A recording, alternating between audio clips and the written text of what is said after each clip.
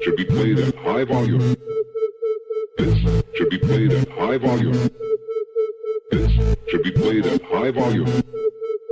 Preferably in a residential area. The following thoughts on Hoppe Hour do not represent Cox Media Group or its sponsoring. Anything you hear may and will be used against you. Thank you. Voted as best local podcast in Tampa Bay by the Creative Loafing. You're listening to Hoppe Hour. What up? What's happening? This is Hoppe Hour. I am your host, Ryan Hoppe. And on the phone line is the very funny comedian known as Sam Tripoli. He is on Hoppe Hour. What's up, dude? Hey, bud. I love this. It's a very professional show. I like this. Done well. Pro, I hear you're award-winning. I try, man. I have come a long way since you first met me when I was even more goofier back then. That was the morning you sat in on the Mike Calta show and they were throwing darts at Medicine Man and Avo. Remember that? Yes, that was a great time. And you were like a giant, you look like a large child. Yeah, you looked very intimidated by me in the way that you didn't know how to break me down. Like the way you would look at me when we were talking in the break room, I feel like you were dumbfounded. I couldn't tell if you were like a 7-foot, like 4-year-old. I couldn't tell. It was like an optical illusion. It's very odd, dude. I can't grow any facial hair whatsoever. Like, I have peach fuzz and then I have to shave it. Like, I feel like I'm going to always look young until I get older. Like, I think I'm going to always have this baby face. Yeah, you're going to look like a 75-year-old baby at some point. And here's the thing, too. I feel like it holds me back when it comes to women. Because you're a dude who has banged girls in porn. You have lived a life. I've never banged anybody in porn. You didn't? No, I don't bang porn stars. I thought you did, dude. But you are a guy, though. Do you have a ton of swag? I am a guy. Good point. And you have a ton of swag. I could tell that you do well with the ladies. Am I right about that, Sam Tripoli? I do well. I have a girlfriend now, but yeah, back in my prowling around days, I did a lot of, I sniffed a lot of butts. How would you do it? What was your go-to move? Would you go to a bar? No, dude, if you're a stand-up comic, you get really lazy. They have to see you perform and then you hit on them. If not, it's like, back when I was on the prowl, because I don't know when my girlfriend's going to walk in on this. Back in the old days, when I was just, a single sailor out there looking for love, I would do stand-up and, meet chicks. Now, if I went somewhere and they didn't know I was stand-up, it's like I didn't have any superpowers with them. So I got really lazy. So I only picked up chicks who saw me do stand-up. That's what Joe Howard told me, too. And that's what Zumach said is the best way they've ever gotten laid was because girls thought they were funny. So then you flirt with them at the bar and then you bang them. Is that basically what happened? Yes.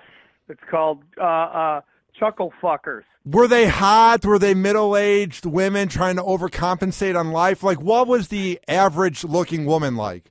It was the spectrum of awesomeness. Anywhere from like 10s to just broken down, beat up, gave up on life, depending how I felt and what region of the country I was in. What is the craziest region? What was the region where the girls really got turned on by Sam Tripoli? Was it the South? Was it the West Coast where you're in Los Angeles? Where did you do best? Tampa was great. Really? Phoenix is great. I feel like Tampa is one of the most underrated cities I've ever visited. Yeah. Every time I go to Tampa, I go, okay, I could live here. If you guys had a basketball team, I'd definitely think about moving there. But I'd probably go Vegas, Phoenix, Tampa are my favorites. Then Toronto's up there. Toronto should be probably number one. If they didn't have winter, it'd be clear number one. What about Chicago? I'm from Chicago. What do you think of that city? I haven't performed a lot in Chicago. I did back in the day when I did it all the time, I did more Orland Park. It was great. But I haven't performed there in a while.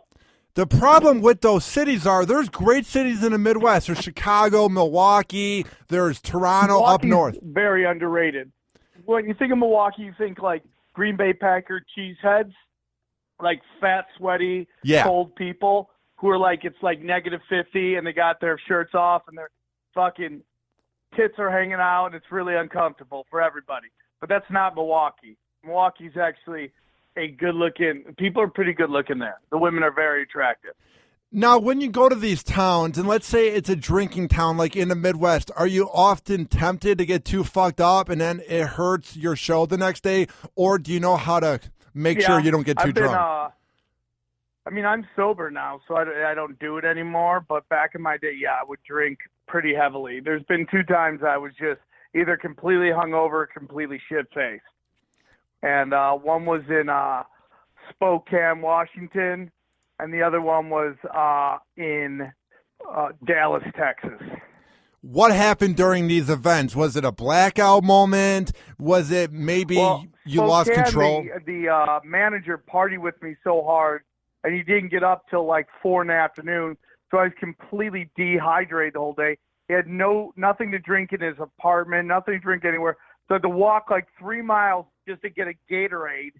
And like I was just so hungover during the show. It was probably one of the worst shows I ever did.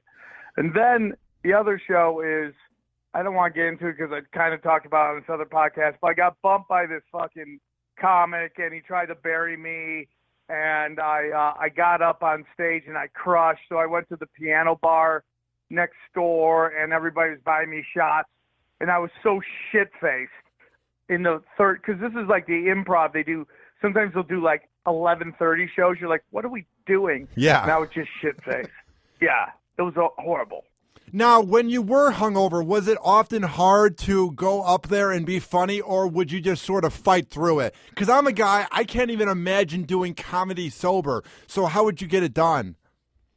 You just trust your jokes, and you just tell everybody you're hungover, and you just power through it. That makes sense. You gotta get the job done, dude. You gotta hydrate. See what I do when I used to drink, I would take an aspirin and 2 multivitamins, and I would down it, and then I'd eat a banana, and I'd wake over less hungover. That was my voodoo recipe for hangovers. So now you have grown as a guy and as a person that does comedy. You went from being a partier and a drinker to now being more laid back. I get that vibe. How has your comedy been in 2016? Oh, I mean, great. I'm working on editing my new album. I got great shit going on, dude. I'm not touring as much as I was before because I've been working on a lot of stuff in LA and just working on getting back on TV. I just shot some for MTV. Was a lot of fun. I'm in a new documentary that's about to come out about stand-up comedy called Dying Laughing, and it's going good, dude. Just shooting, just being a champion, dude. I got 2 things on Netflix right now.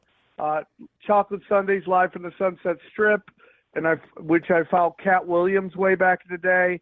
And then I have the Comics Without Borders with Russell Peters. That's on there. So, I got a lot of great shit going on.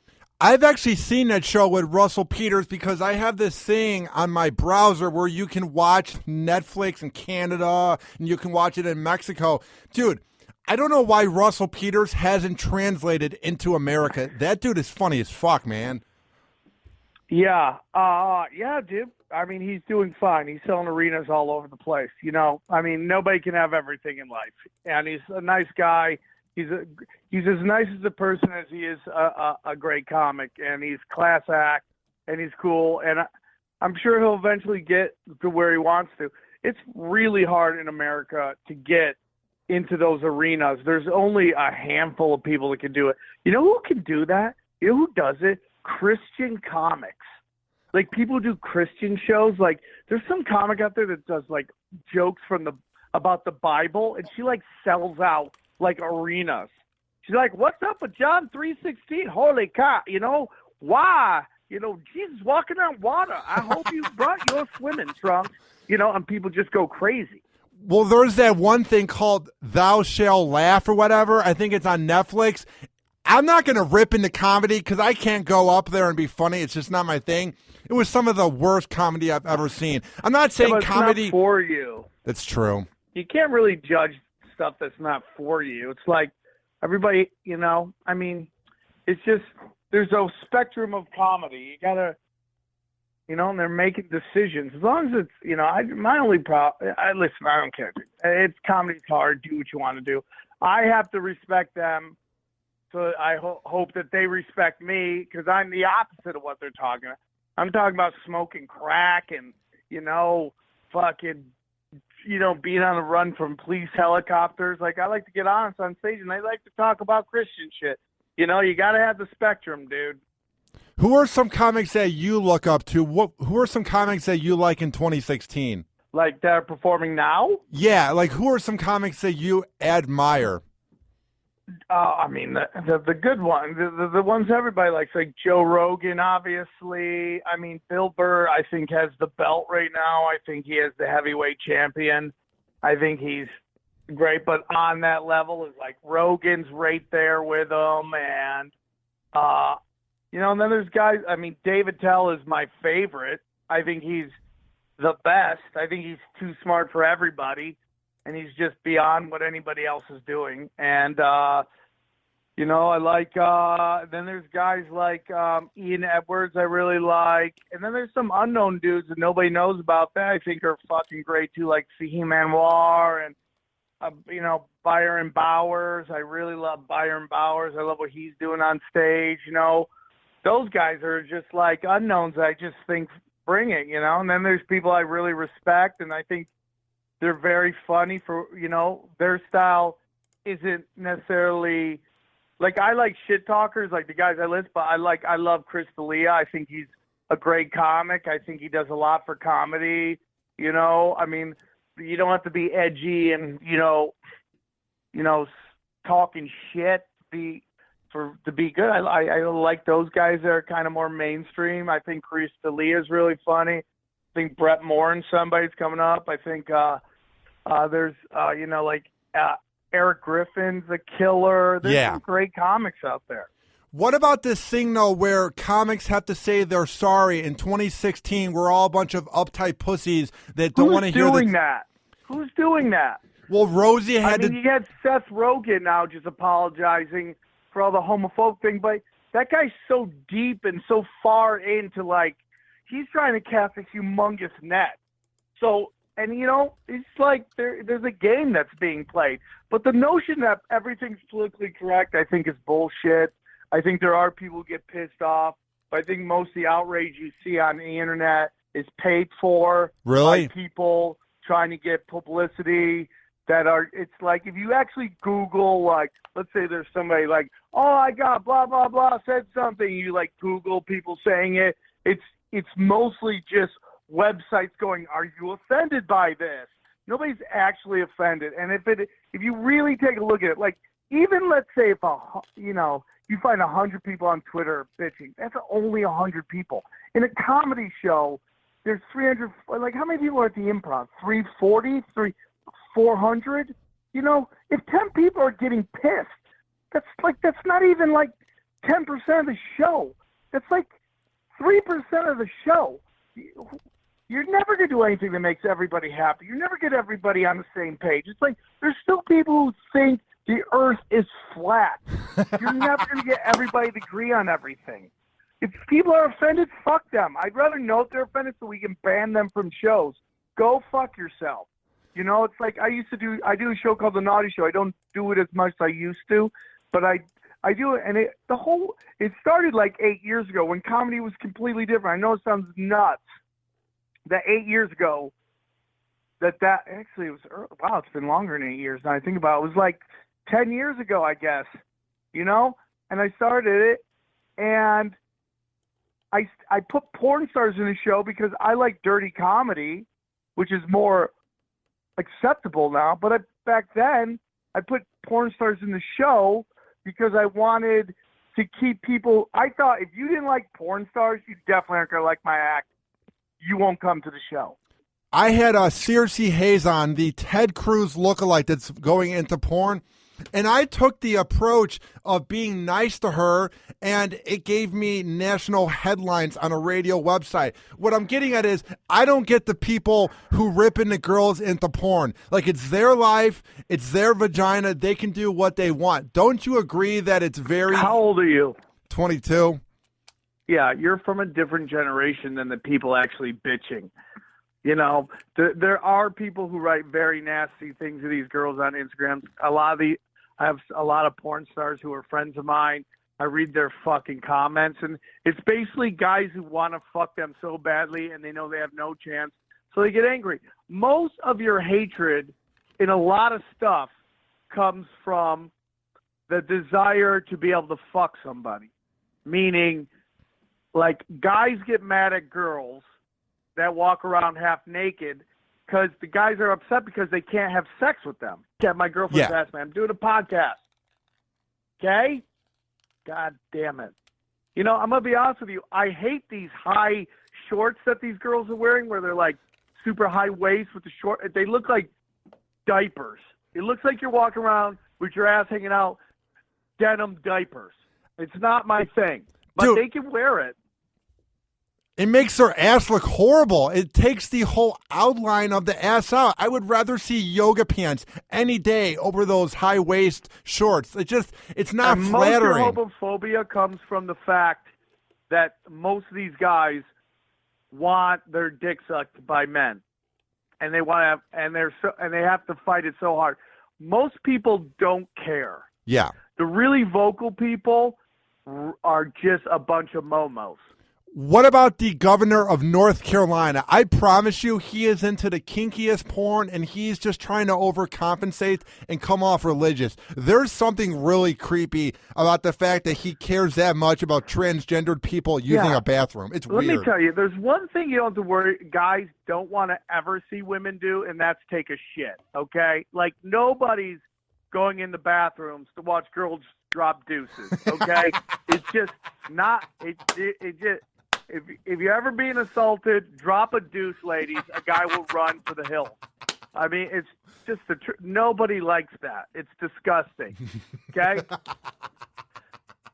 And if the guy is in there creeping, all you have to yell help, and 1 million people will come and kick the shit out of the creeper. Yes. Most of girls, if there's a transgender, they just want to get in. I think it's you know what, man? The truth of the matter is, dude, is like, I believe that everybody has secrets, dude. We all have secrets, and some of us are just brave enough to be honest about our secrets.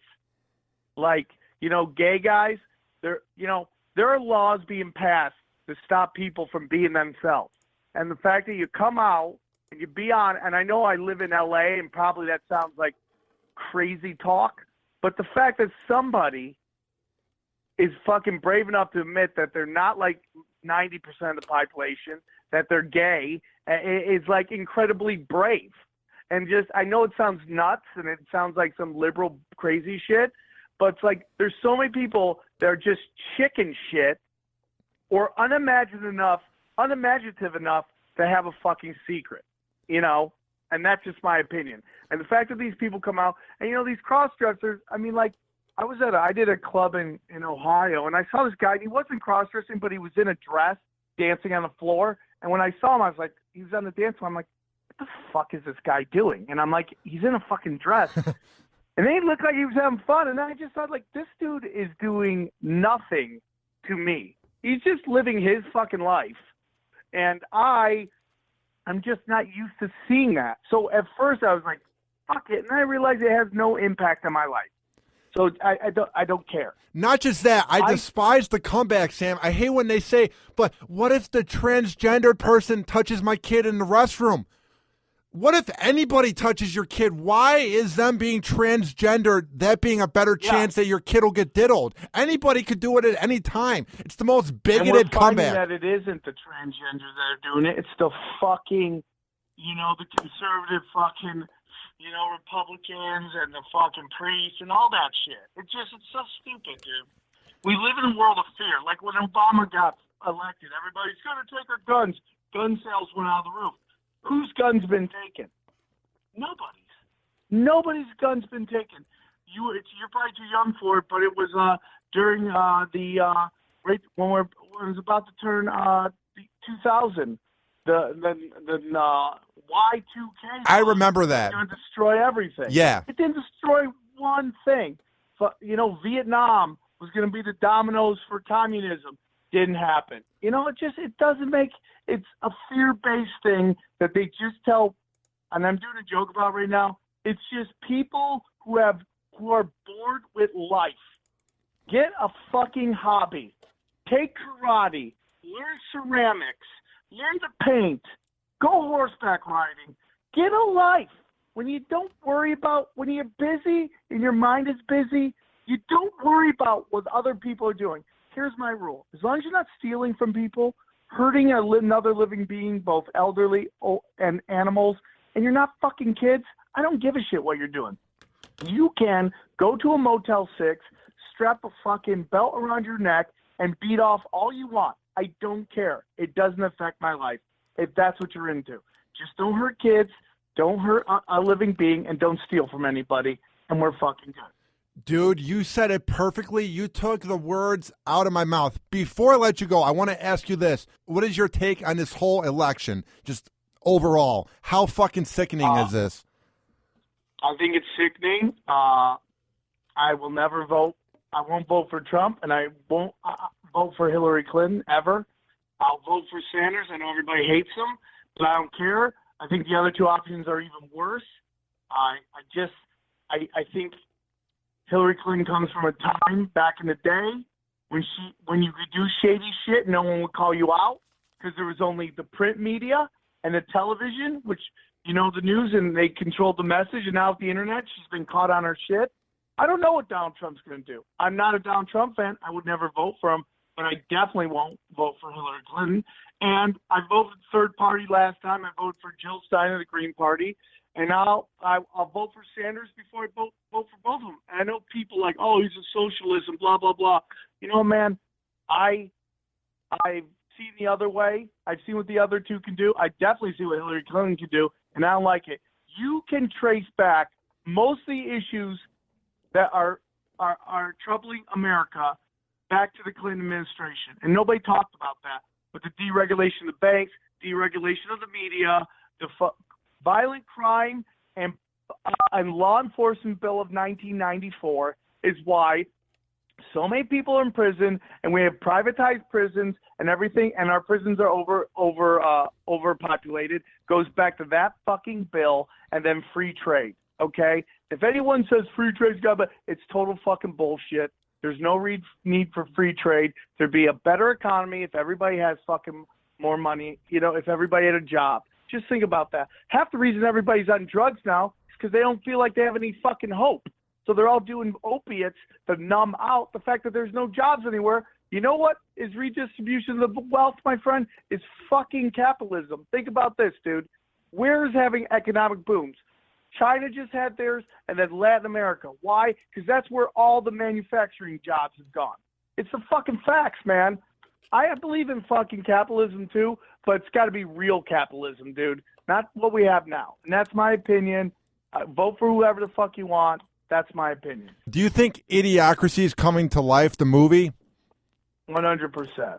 Dude, I'm telling you this right now. The Rock, Dwayne Johnson, will run for president and win. I'm telling you this right now. He will run for president. Why? Do you just see it happening? Have you talked to him, or do you get the vibe? He's Arnold Schwarzenegger with U.S.-born citizenship. I'm telling you right now, he will run for president.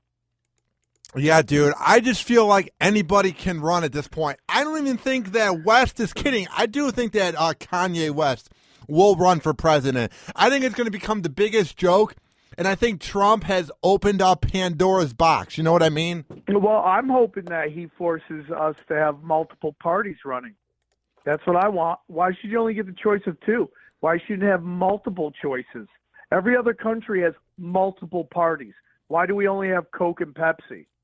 Because the powers that be only want you to be able to choose from both of them because they have both of them in their pocket. It's just the truth, dude.